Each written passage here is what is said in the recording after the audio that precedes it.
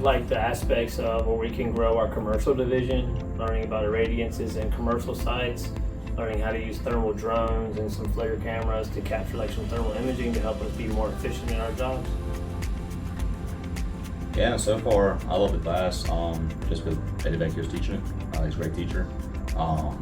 It's better helping me with the older systems and making better SOPs for the department.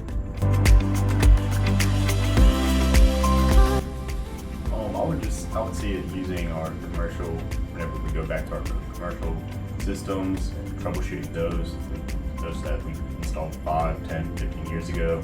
That could be kind of outdated now, but now we're refreshing our memory and seeing how to troubleshoot that. For me, I would like to use what we learned in this class to take it back to our company and try to educate some more of our guys in some training aspects to help grow our technicians that we already have. And I would rely on each gentleman to help that agenda.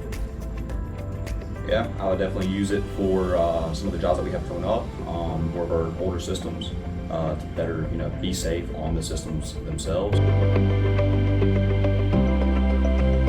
For me, I would say that if you came to this class and you thought you knew everything, you can always learn a little more. It's a good refresher course if you do have experience in solar, and it's definitely something if you're looking to expand your technical side of doing service work in the future. It's a good place to kind of get some of that groundwork and the fundamentals of safety also. Yeah, I would definitely say what Travis said, but but yeah, definitely, coming here, teaching the younger generation how to work on these older systems, and how to do it safely.